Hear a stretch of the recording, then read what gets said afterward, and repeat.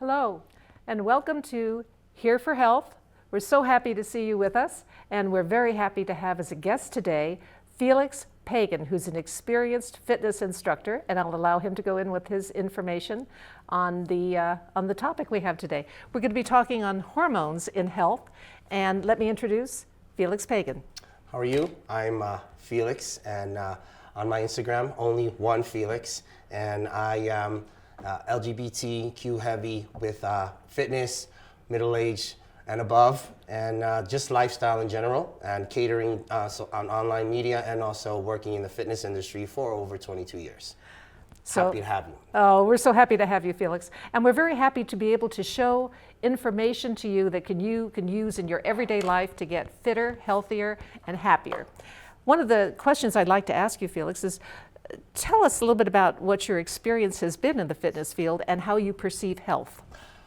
Okay, well, I love fitness, and I have been part of the fitness industry for over 22 years, but fun fact, it wasn't my original career path. Oh. I actually worked for the New York Times for 10 years before even coming into it, but you know, like most people who reach a point in their life, you know, you want to make a difference, and you want to look at self-reflect and see if what I'm doing for myself is making a difference, is making a dent. And I mean, it's cliche, I know, but it's what hit me, and that's when I decided to take the switch from that and go into fitness, and it has been the best decision of my entire life. Really? Why do you say that? Because first of all, it's never too late to change a career path if you have to. I was 30 when it happened, and I mean, fitness and wellness, I mean, what better industry to get into? I mean, it's a no-brainer. If you're going to get into that sort of field, you're benefiting lives, you're benefiting people. Of course, you're meeting a bottom line financially because you do, whether it's an independent business or it's a conglomerate, you know, that is a factor. But if you're putting in the work with people and people are loving what you do and it spreads like social media, everything falls into place. The reward is there, the pride is there, the karma's there, and then the money's there. I'm so happy to hear you say that. I've known Felix, disclaimer, I've known Felix from the gym that I attend, not as often as I should, Yeah, true. but I'm there. And we'll work on that. Okay, we will. But the concerns I have also reflect around hormones in health. Now, you have an opportunity as an observer on the bottom line, basically, where Absolutely. the services are delivered. Absolutely. How do you perceive hormones, meaning steroids, estrogens, progesterones? Do you see that as a factor in fitness? Well, hormones in general is at least the knowledge of what hormones are in a particular individual, whether it be a male, whether it be a female, whether it's somebody 25 and under, or someone 30 and older, or 40 and older, or even 50. Hormones are different. The level of each individual, it's how you cater to that, whether it's health related or it's just something that's happened naturally. I teach you to adjust to that. Now, as far as steroids and stuff like that, depending on what your medical issue is, we can work around that, because if it's doctor recommended, then it's doctor recommended. But if it's something that I feel you don't benefit from, then we can wean you off of it. Because in my opinion, drugs is something that is necessary, but I feel it's abused, and I feel the lifestyle and journey of fitness is omitted rather than presented as a solution. Oh. And drugs are given the signage of a solution before a recommendation of a fitness program. And that really breaks my heart, because I can't tell you how many middle-aged and above clients that come into whatever club I'm working at, and they're all on something. They've been on it for so long, they probably couldn't live without it at that point. So, and I feel it hurts a lot of their progress physically, because their bodies are just so adapted to whatever particular drug that stops them from getting on a bike or getting on a treadmill or getting on a stepper because it's too much. So when you say drugs, we're talking about steroids, or we're talking about medications? Anything. Any kind of medication. Anything. Like, I'd rather, like, at the end of the day, doctor recommended, like I said, we have to work with that. But if we're skating into like dark territory where if my client was a bodybuilder using steroids, of course, that's a whole nother issue. Like, I'm sitting, obviously it's an open, honest conversation. It's a hard conversation, but I'm not a doctor. but I can't talk to you about side effects based off of what I've seen in clients. Right.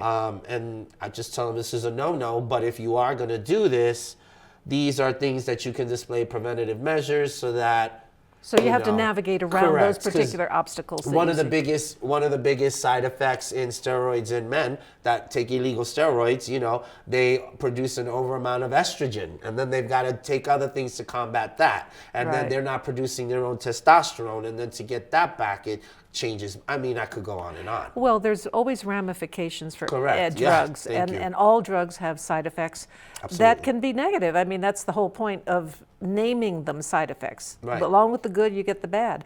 So is there a possibility of avoiding those side effects if you just go directly to the exercise as an option? Like I said, if I do understand that you're saying that if someone has prescribed it, that you wouldn't want to touch that with a 10-foot pole. Correct. I get that completely. But I'm also asking you that if someone has an opportunity to exercise first before attempting steroids, would that be the better option in your opinion? Absolutely, absolutely, because you want to see where your body's going to go. You want to see what your body's made of, what it's capable of. Then we've got to look at your body frame and type and designate a workout plan based off of that. I mean, if you're like 5'5" and you're checking out a 6'1" bodybuilder, there's no way your 5'5" frame is going to compete with something like that. Of course. So you shouldn't even put that in the realm of possibility, but you would be surprised how many young men do that. I see. So then they go into overtraining, don't they? Well, then they take the illegal stuff, and it's more than what their body can handle, and So the course of thought, perhaps the trajectory of thought might be, okay, I want to get really buff for my girlfriend. Let's say for a young boy, I want to get really buff for my girlfriend, look good in shorts at the gym or at the beach. But to do that, the capacity for improvement in the muscles, if I'm understanding you correctly, would be limited in their mind by not having an androgenic steroid. Yes, because everyone's body potentially reaches what's called a plateau. Okay. Where it's not going to change. It's done the changing it's going to do.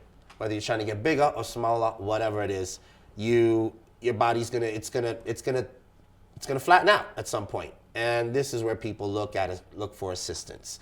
When if you just look at yourself, look at your body, talk with your doctor, and let them know what diet can you do to get you there. Because also what people don't talk about much, the other half is diet. It is 50-50 on both, at least in my professional opinion, it is. So changing your diet is essential. And you can break that plateau without the assistance of things. May take longer, but I think that's ultimately what it is. It's time.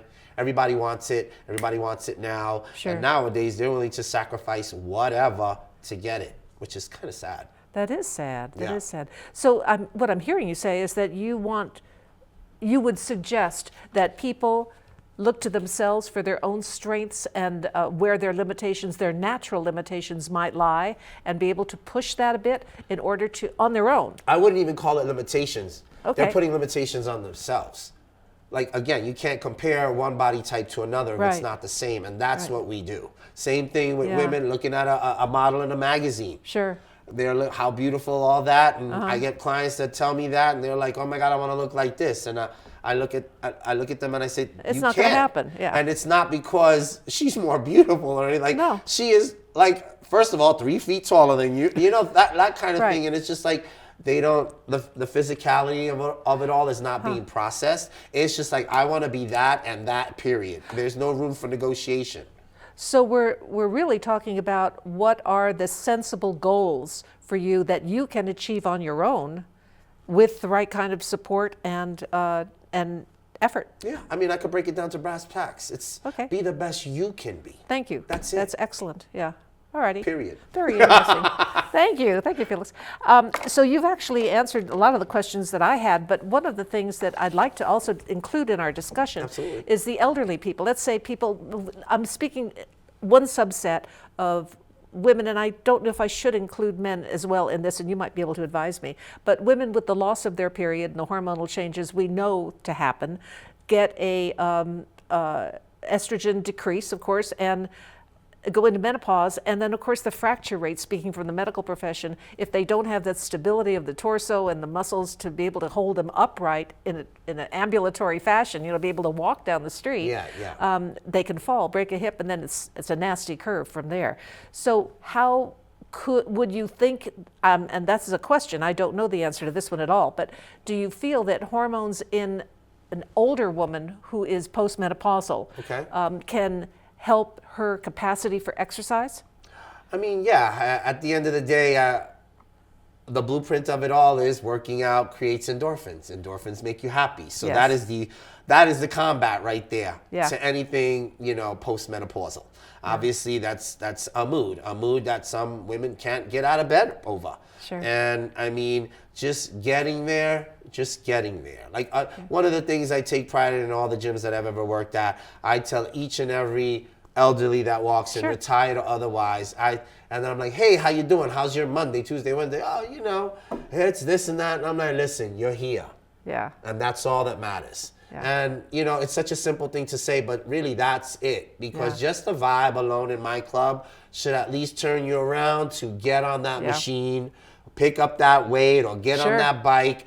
And then trust me, after a few minutes, you're going to feel some sense of joy out of it. You're going to feel it. And then after a few more tries, you're going to feel the difference in yourself. Yes. And then hopefully that's the drug, that's the gateway that's going to take you to the one to commit to. You'll be self-motivated because you want to go there. Correct. And there is such a thing as, workout guilt. If you don't, work out that particular day or follow your routine schedule on a particular day of the week, then you feel like crap about it. You're just like, shit, man, I can't really do anything with my day now because I'm so demotivated, and that's a good thing. Yeah. That's how you stay disciplined, and that's how you stay on your journey. Well, I almost think of it as my body is one part of me, and my head is another part of me, and my body is saying, I really do need this. Well, yeah, because you can't say that to a yogi. Because where they come from, it is all one. And that's the probably mind correct. and body, which, I mean, I don't Nothing practice yoga on that level, but I have a great understanding, and there is something to be said for aligning the body with the mind and reaching that level of peace that... You said yogi, correct? Yes, yogis. Okay. That's what they call themselves, unless in 2025 there's a new name for it. I'm not sure. But yes, and just like, every subcategory in fitness, you have your people that are, yogas. It can be one-on-one, but it's mostly classes based in what you see in the industry. Zumba, that's a big thing. There's worldwide millions of people. Every subcategory has its own pack of people, like-minded people. And there's so many subcategories, you can find your space. Yeah. And that's what I love about fitness, even though to me fitness is a journey and it's a lifestyle, but it's so much more. It's a subcategory for social situations. You can meet like-minded people that can help motivate you. Somebody that's in the struggle, as you want to call it. Mm-hmm. And there's it's something to be said for that. Like, I take solace in people that are doing what I do, that work out at 51 and feel that tired. After a workout at 51, I want a nap. At 21, I was ready to take on the day. So, it's a lot different now. Sure. And clearly at 51, I'm not producing the testosterone that I used to. So I take more supplements than before. I keep my calcium intake because this is the stage where our bones start to brittle out. Sure. And, it's just a lot of preventative measures that you have to display, and you have to give a shit about your body. Yeah. And really go out there and try to live that life as long as you can, because you only got one. And before you know it, I really thought I'd be 17 forever. Clearly that's not the case. But I'm doing the best I can. You do the best you can with what you got. Yes. And that's the way to do it, I think. You said it. It makes a big deal also. Do you feel that that exercise makes a difference in mood as well? Absolutely. It has to go back to the endorphins thing. Yeah. Endorphins put you in that good mood because you're producing positive, you're producing positive chemicals. Sure. What about, I'm thinking specifically, what about anxiety and depression? Of course, the obvious answer is yes to all of that. But when it comes to those different diagnoses, it's difficult to get someone who's clinically depressed to actually go into the gym. Yeah. That's a big struggle. I've been fortunate enough to have some clients that just will bring their kid and said, he's depressed, she's depressed. Snap him or her out of it. That's not going to happen. And then you're like, whoa. Yeah. But clearly that means to me, parent doesn't want to deal with it, so you got to become the friend and almost a psychologist and say, hey, it's okay, I get it, or you don't get it, or I couldn't possibly be in your shoes, but you know what, let's have some fun with this. And just give me a few moments. Yeah. And I promise I'll make it worth your while. And if you say I suck, we'll bring you another trainer, no problem. Yeah. And most of the time, let's just say 22 years in the game, and I still have connections with almost each and every client. I can 22 see that. years later. Everybody Whether they're adores you at the gym. Friends on social media or LinkedIn. My Sure. LinkedIn profile is very strong. And, you know, that means I have a positive effect. And so long as Yeah. I still have a positive effect on people Sure. and can be as relatable as possible, I think I'm going to stick around a little longer in Yeah. this industry. Well, I can see it's rewarding for you, and I know it's rewarding Very for much so. the clients that you help. I mean, you've been just a real go-to person for me when I'm doing my workout, and Thank being you. able to allow me the particular idiosyncratic things I want to do, but still get forward with muscle strength, and for me, I'm looking for function Of at course. my Well, age. for me, Yeah. it's knowledge. It's fitness and product knowledge. Yeah. You know, just in my personal opinion, Sure. The fitness industry and how gyms operate today are not like they were 20 years ago. I mean, I'll even keep it a buck with you right now. Just salary-wise, a business manager of a gym facility, you were looking at something that was well over 6 figures a year. Now, it's probably half that now. Wow. And it sucks because I feel like it's such an important role. It is. I feel like it does so good.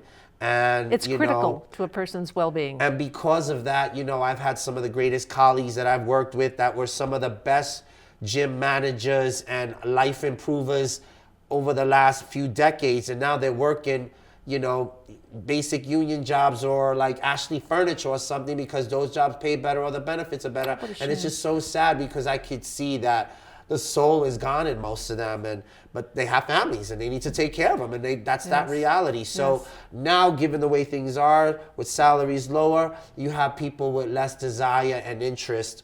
Well, frankly, you don't have as many people that give a shit in the level that I do. Right, And right. It's sad to see, but I do my best with my social media and presenting what Sure. I do, and hopefully it's you know, benefited me and it's attracted a lot of people that want self-improvement And want that spark of inspiration that correct. you offer. They look because someone for that. they And do, that's they okay. I do. was uncomfortable with it at first, but now I'm okay with it.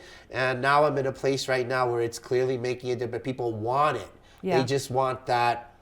Sometimes people just want to muse. And someone just Yes. needs somebody to gather them around and say, hey, listen, you're accepted here. You're wanted here. You Sure. can make it happen here. And trust me, you're not alone. Yeah, that's great.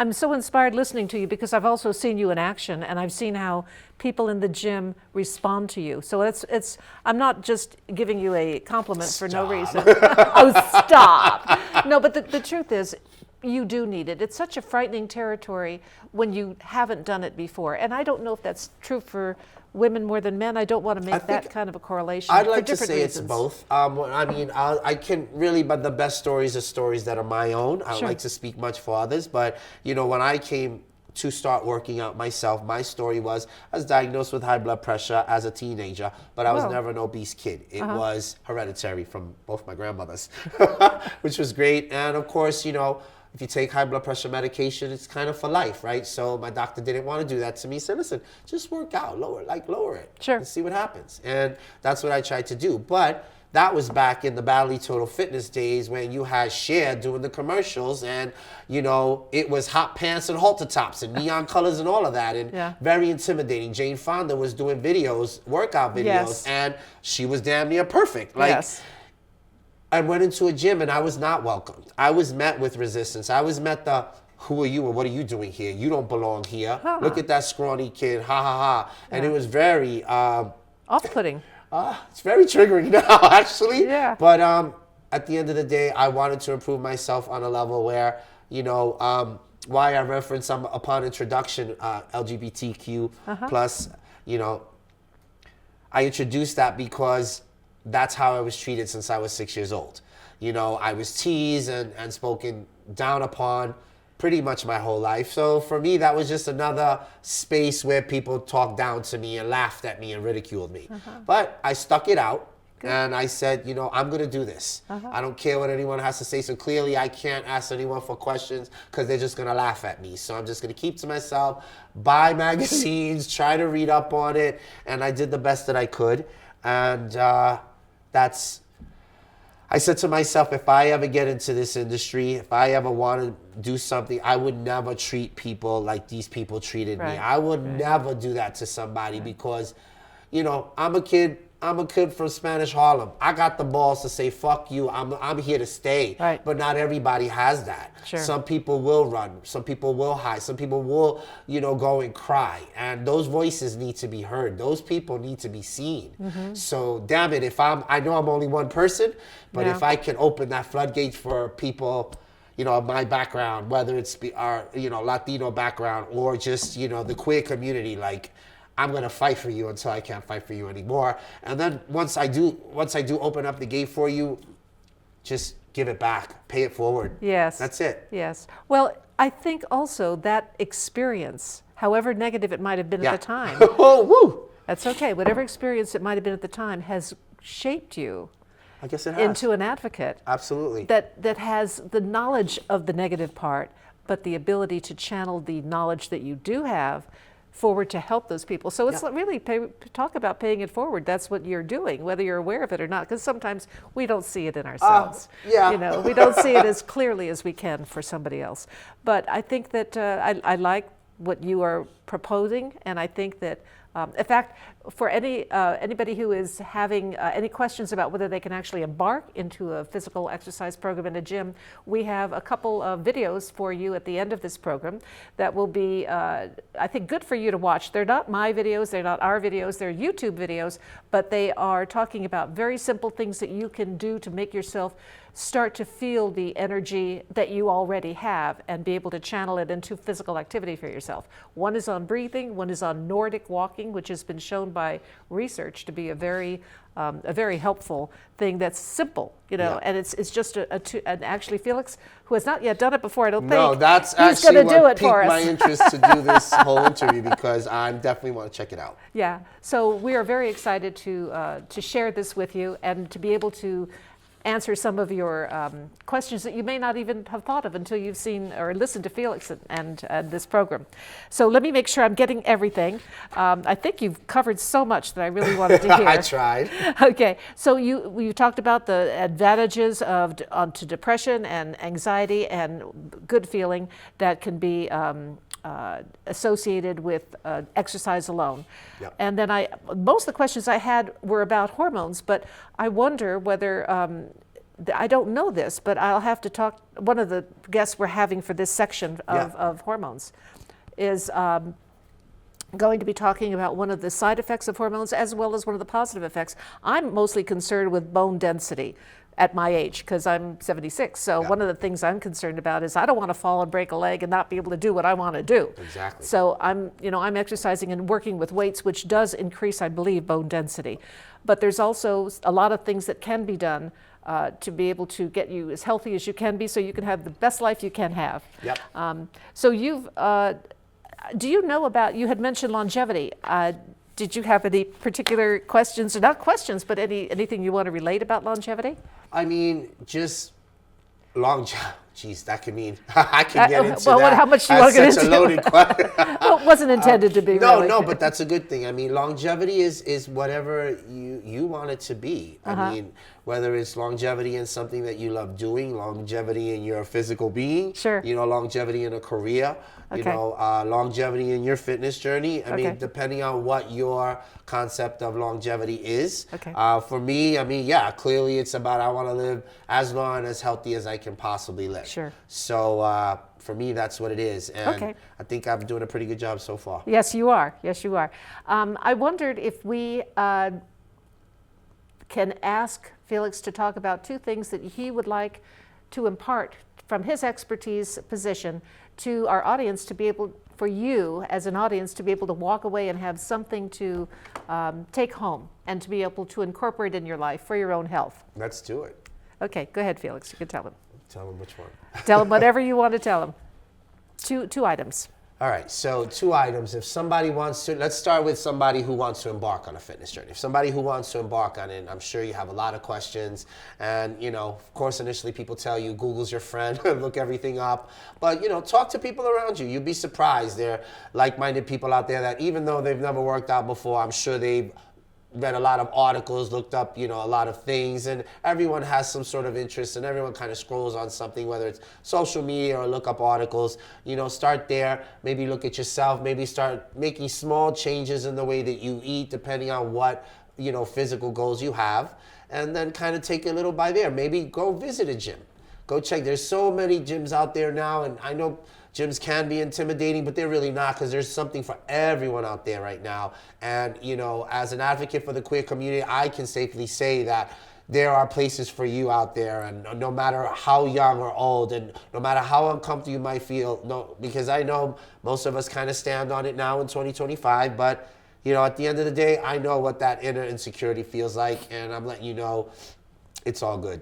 Yeah. Pick your big boy pants or your big girl pants on and just go, because at the end of the day, you're worth it. Yeah. Now, if it's somebody who has been working out and wants to change something, or change their attitude, or change their perception of it, or change their diet or anything like that, honestly, it's a change of attitude is difficult, because what's the saying? You got to do something 7 times before it becomes habit. That's what they say. So, you got to just honestly look at yourself and say, let's make the small adjustments. Maybe switch a gym. Maybe, go with a friend, go with a partner versus working out alone, or vice versa. Just little changes like that. Maybe change your playlist in music. Maybe it'll change your taste to want to go somewhere else. Point is, listen to your mind and listen to your heart. That's what I tell everybody. Listen to you. What do you want? Don't please nobody else. And half the time when I'm talking to a client, I'm face to face with you, I'm like, look at me. Don't worry about everything. Yeah. Don't worry about this paper. Look at me. What do you want? What is your heart telling you? Yeah. I don't care how corny or cheesy you think you sound. I'm listening. And sometimes that's all it takes. That's great advice.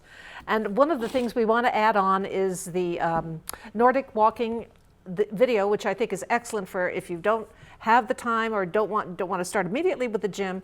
Doesn't matter, but you should be able to walk and work with breathing and expanding your chest and extending your arms and your legs together, which is contralateral movement. And it's one of the highest rated effective methods of increasing aerobic capacity, called Nordic walking. We'll have a video on that at the end of this section. That's great. Yeah, and we'll also have, let's see, what else we're going to be talking about. Later in the program, we'll be talking with other guests as well about hopefully diet, hopefully a gynecologist who also does hormones and urology, and other issues that relate to your health and hormones. Thank you so very much for joining us. That's a wonderful episode. Thank you, Felix. It's been great. Oh, my pleasure. My pleasure, babe. Take care, everyone. Okay, thank you, everybody. See you soon on Here for Health. Bye-bye. Okay. All right. Hi, this is Felix Pagan and Joan Lewis. and we are going to demonstrate. Felix is being kind enough to demonstrate for you, and I'm going to give you some instruction on what you can do with Nordic walking, which is considered to be one of the best forms of exercise and a relatively sedentary. It's walking, but it's walking with a purpose. And let me show you what you need.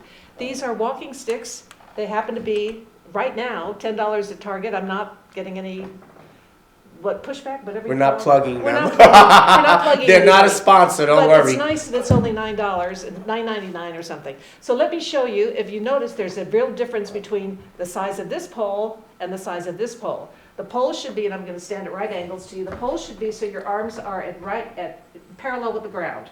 So this pole is obviously too short, and this pole is the right height. So these are adjustable poles. And they could be there in 3 sections. Make it a little shorter. Right. There you go. So I'm going to make it a little bit longer so I can actually get to the right height.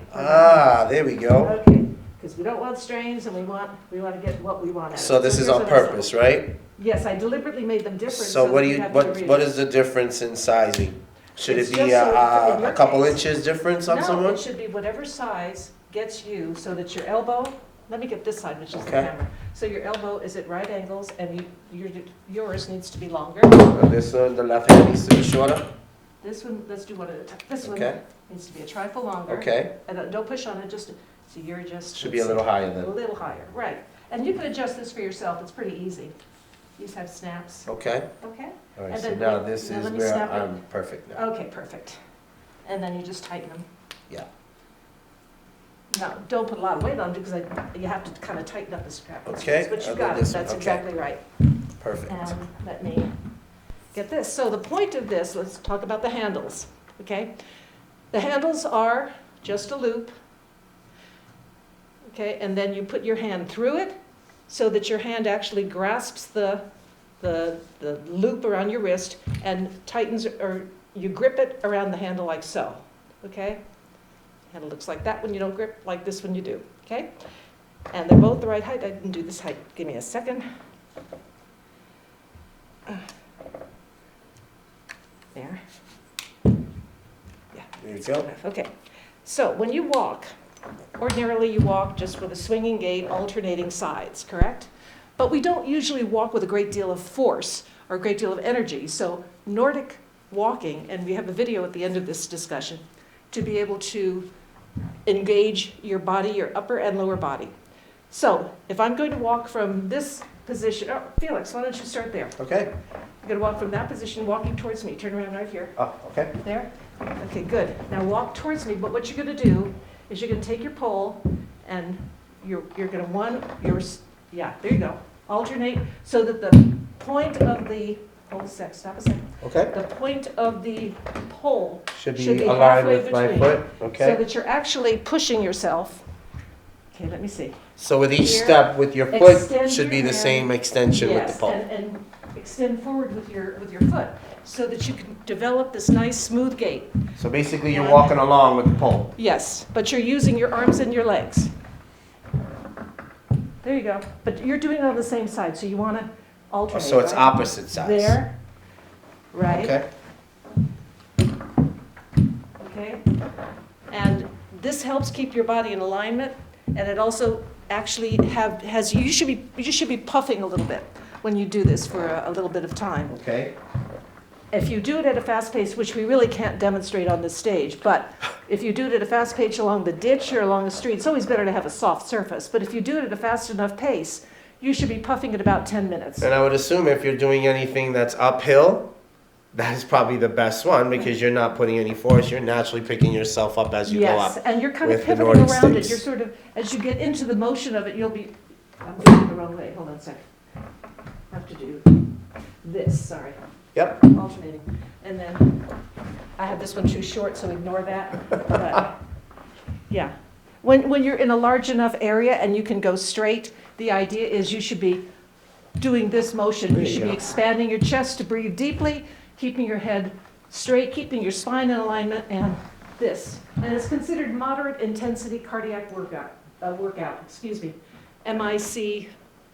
I think it's Basically, MICT. anyone and everyone can do this and should do this. Yeah. No matter what, it's for everybody. Yeah. Since And it's that's it. adjustable, even better.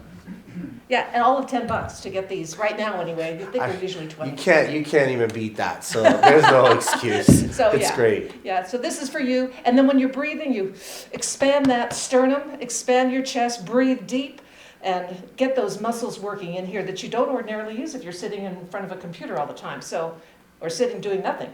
In the nose and out the mouth. Don't forget that. Thank you, Felix. Thank you, Felix.